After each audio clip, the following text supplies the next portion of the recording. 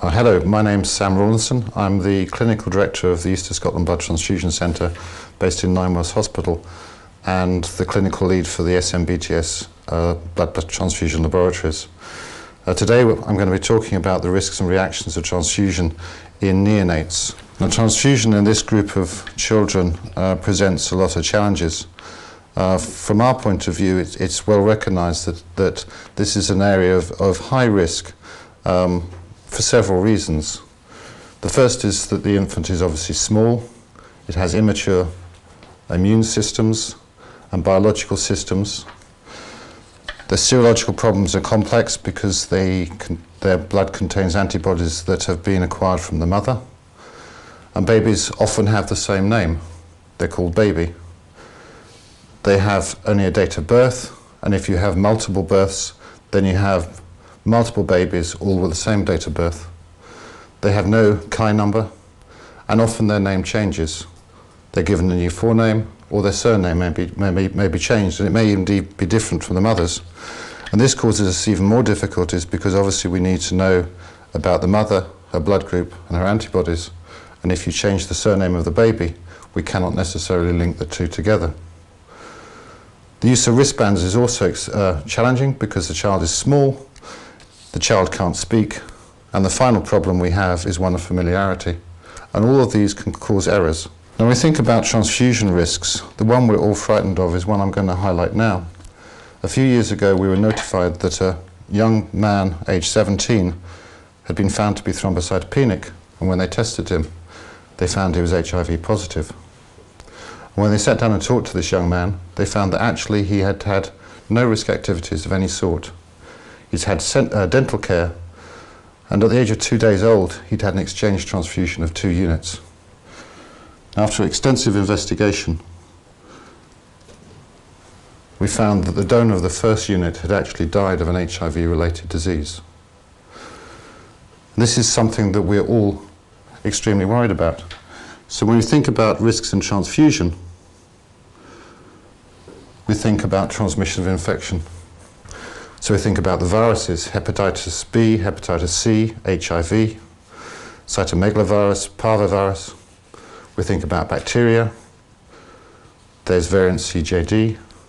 We can transmit malaria and T. Krusei, and the more recent ones like West Nile virus.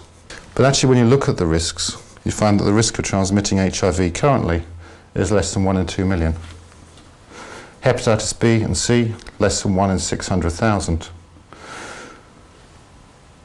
And if you actually look at the real risks, you identify that things like wrong blood in tube is 1 in 1,500.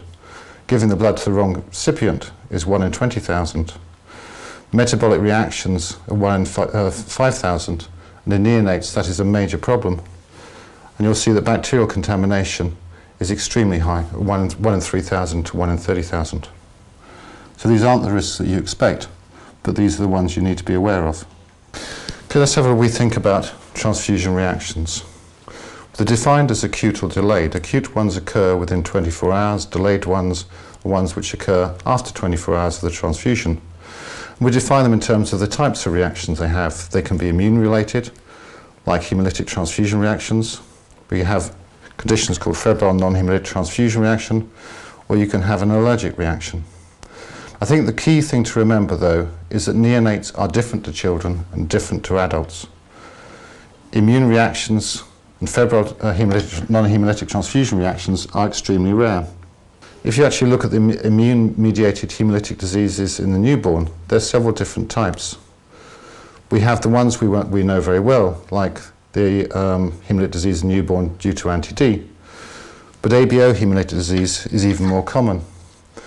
And when you look at the blood groups, you find that 15% of all babies born of mothers of group O are likely to be ABO incompatible, and 3% will have ABO hemolytic disease in the newborn.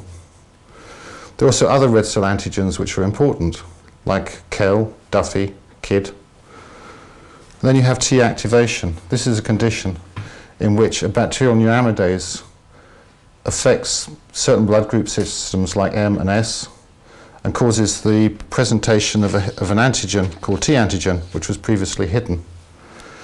Now, all human plasma in adults has anti-T, And if this antigen is present and you transfuse adult plasma, you can develop a transfusion reaction with hemolysis. Okay, so what are the symptoms and signs of acute hemolytic transfusion reactions?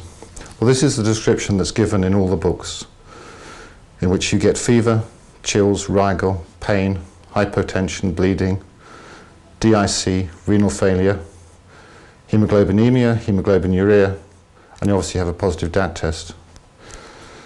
Now, all of these things are described in the books and they relate to adults only. But if you think about a child, or particularly a young child, they can't report any symptoms at all. And often you find that the only signs you get are those late effects of an acute hemolytic transfusion reaction. So you may have uncontrolled bleeding, they may start oozing from the IV sites, you may find there's laboratory evidence of DIC, they may just collapse circulatory-wise, or they may develop renal failure. So you need to be aware of it, because the child won't complain of it. Now, when you look at young children, particularly neonates, the risk isn't so much from red cells. The main risk is associated with transfusion of plasma or platelets, because they contain antibodies that can actually cause hemolysis of the neonate's red cells. So what do you do if you think you have a transfusion reaction? What I suggest you do is what I call an immediate action drill. The first thing you have to do is you have to stop the transfusion, but you have to maintain venous access. You can put up normal saline, and then you have to evaluate the patient, look to see how severe the reactions are, what the symptoms and signs are, monitor urine output. You clearly need to seek medical support. You need to do the bedside checks of the unit to make sure the right blood has gone to the right patient, and you clearly have to report it. Investigations are very straightforward. You check the unit, make sure it's for the right patient, make sure that it's intact, there's no evidence of bacterial contamination. You then have to do a series of blood tests. You have to recheck the cross-match, do user needs full blood count, a coagulation screen, blood cultures, because bacterial contamination is a well-recognized risk. And you have to send the unit you've transfused back to the lab to be retested. Now, febrile non-hemolytic transfusion reaction is one that's described as someone having a temperature rise of more than 1 degree with no other cause for this fever. It's a diagnosis by exclusion. Usually it's self-limiting, the symptoms are often generally mild. I think the most important to remember is that this almost never ever occurs in a neonate. So if you believe you have a febrile non-hemolytic transfusion reaction, you're almost certainly wrong.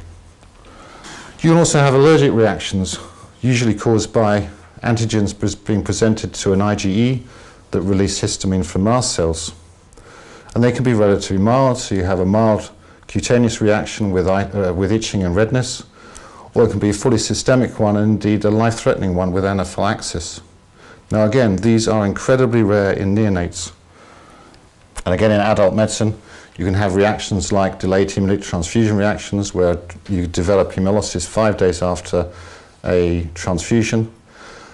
Again, it almost never occurs in neonates because these patients do not tend to get alloimmunized. You can have transfusion-related acute lung injury or post-transfusional purpura. Okay, so what are the reactions that are actually important in terms of neonates? Well, this is a summary of the data from 2011 from the Serious Hazards of Transfusion report. If you look at the data, you can see the commonest cause for errors is associated with transfusing the incorrect blood component or failing to provide blood with special requirements such as irradiated blood or CMV negative blood. There's also a fairly high incidence of inappropriate or unnecessary transfusion and handling and storage effects, handling and storage errors. So as you can see, most of the errors associated in this area are ones that we could actually address and avoid. There's one other that's actually worth recognizing, and that is the risk of transfusion-associated cardiac overload. You're dealing with small children, you're actually transfusing a fairly large volume. There are risks associated with that, and also associated with using incorrect speed of transfusion, all of which put these children at risk. And finally, there's increasing concern that transfusion may be associated with necrotizing enterocolitis. Over the last few years, there have been several retrospective studies that have appeared to link the possibility of developing NEC between 3 and 5 weeks of gestation following a transfusion, usually within 5 hours, but often within 24 hours. Now, the mechanism of this is unclear, and we're not even entirely sure whether this is a causation or an association, but it's something you need to be aware of. We're not sure whether this is a transfusion-related acute lung injury type response or if there's an alternative cause. One of the obvious ones we need to consider is it related to the age of blood being transfused?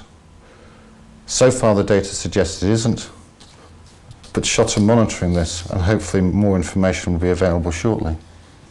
Now, earlier in my presentation I mentioned the fact that metabolic complications are extremely important in neonates. They're also very common and almost certainly underreported. Hyperkalemia is a high risk. It's associated with transfusing red cells, and it's caused because the potassium has leached out of the red cells into the surrounding fluid. And the older the blood is, the higher the potassium in this fluid. And that's why when you're using exchange transfusion, we tend to use blood that's less than 5 days old. Hyperglycemia is also a common problem. Every PD pack contains SAG-M, and that contains glucose. Not only is hyperglycemia a problem, but so is hypoglycemia. So you need to be aware of this and be able to monitor the children appropriately. Every unit we transfuse also contains citrate. Citrate binds calcium, and so you're at risk of developing hypocalcemia. And when you think about it, red cells are stored at 4 degrees. A neonate or adult is at 37 degrees, so if you infuse it and infuse it too fast, you're bound to produce hypothermia. And hemolysis can be a problem as well, partly related to its storage, if you store it incorrectly, or if you do something. We had one incident in my hospital many years ago where the red cells were hung next to a lamp to treat hemolytic disease in newborn, and the red cells hemolyzed because of heat. And finally, I want to mention the complications associated with exchange transfusion. Now, this is increasingly important because exchange transfusions are occurring less often, and actually a lot of neonatal units are unfamiliar with the technique because it's used infrequently, and they may be unfamiliar with the risks associated.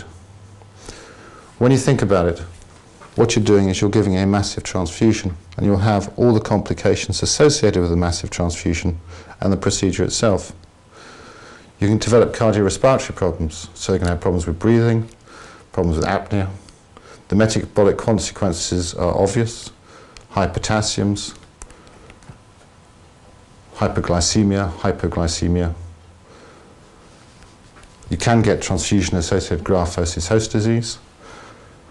You can have complications associated with the catheterization itself, gastrointestinal problems, particularly necrotizing enterocolitis, and infection.